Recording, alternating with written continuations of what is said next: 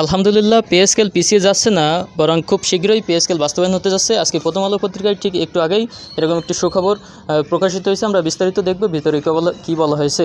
সরকারি কর্মকর্তা কর্মচারীদের নতুন বেতন কাঠামো শীঘ্রই মন্ত্রিসভায় উঠবে, কাজ চলছে। তো এই খবরের ভিতরে কিন্তু অর্থমন্ত্রী মন্তব্য করেছেন। আপনারা শেষ পর্যন্ত দেখুন কি বলা হয়েছে। সরকারি কর্মচারীদের জন্য নবম বেতন কমিশন ঘোষণা নিয়ে এখনও কাজ চলছে। কাজ শেষ হলে তা শীঘ্রই মন্ত্রিসভায় উপস্থাপন করা হবে। মন্ত্রিসভা অনুমোদন করলে শুরু হবে প্রজ্ঞাপন জারির কাজ। অর্থ ও পরিকল্পনা মন্ত্রী আমির খসরু মাহমুদ চৌধুরী গতকাল বুধবার সচিবালয়ে প্রথম আলোকে একথা জানান।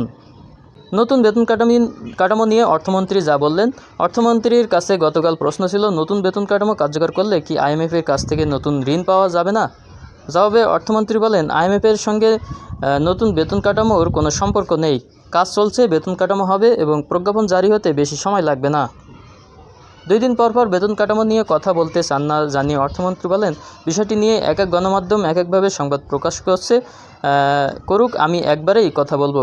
অর্থ বিভাগের একটি দায়িত্বশীল সূত্র জানায়, নতুন বেতন কাঠামো বাস্তবায়ন করা নিয়ে আইএমএফ সরাসরি কিছু বলেনি, বলার এখতিয়ারও রাখে না। তারা অর্থের সংস্থা নিয়ে জানতে চেয়েছে এবং বাস্তবায়ন করতে চাইলে রাজস্ব আহরণে সরকার যেন জোর দেয় সে কথা বলেছে। এক যুগ পর জাতীয় বেতন কমিশন অষ্টম বেতন কমিশনের প্রায় এক যুগ পর 2025 সালের 27 জুলাই অন্তর্বর্তী সরকার 23 সদস্য বিশিষ্ট নবম জাতীয় বেতন কমিশন গঠন করে। কমিশন তৎকালীন প্রধান উপদেষ্টা অধ্যাপক ডক্টর ইউনূসের কাছে প্রতিবেদন দাখিল করে। এবছরে 21 জানুয়ারি কমিশনের প্রধান ছিলেন সাবেক অর্থ সচিব জাকির আহমেদ খান। সুপারিশ বাস্তবায়নে নাসিমুল গনি কমিটি প্রথমে 3 অর্থবছর, পরে 2 অর্থবছরে নতুন বেতন কাঠামো বাস্তবায়নের খসড়া সুপারিশ করে। শেষ পর্যন্ত চলতি অর্থবছরের মূল বেতন এবং পরের অর্থবছরে ভাতা দেওয়ার পক্ষে অবস্থান নেন কমিটির সদস্যরা। 2026-27 অর্থবছরে প্রস্তাবিত বাজেটের পরিচালন ও উন্নয়ন ব্যয়ের অর্থনৈতিক বিশ্লেষণে কর্মকর্তা কর্মচারীদের বেতন ও ভাতা বাবদ 89,836 কোটি টাকা বরাদ্দ দেখানো হয়েছে, যা 2025-26 অর্থবছরের সংশোধিত বাজেটের তুলনায় খুব বেশি নয়। বাজেটে পরিচালনা উন্নয়ন বাজেটের সম্পদের ব্যবহার অংশে জনপ্রশাসন নিট খাতে 1,41,434 কোটি টাকা বরাদ্দ রাখা হয়েছে। চলতি অর্থবছরের সংশোধিত বরাদ্দের তুলনায় যা প্রায় 54,572 কোটি টাকা।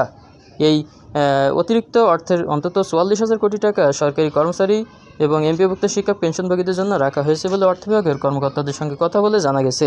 তো প্রথম আলোয় পত্রিকায় কিন্তু অর্থমন্ত্রী গতকাল একটি কথা বলেছে, যেটি আইএমএফের সঙ্গে আইএমএফ যেটি পে স্কেল পিছিয়ে দেওয়ার জন্য বলা হয়েছে, 2 বছর পিছিয়ে দেওয়ার নির্দেশ দিয়েছে, এরকম কোনো খবর বেশ কিছুদিন ধরে এরকম বিভিন্ন নিউজ পত্রিকায় আসছিল।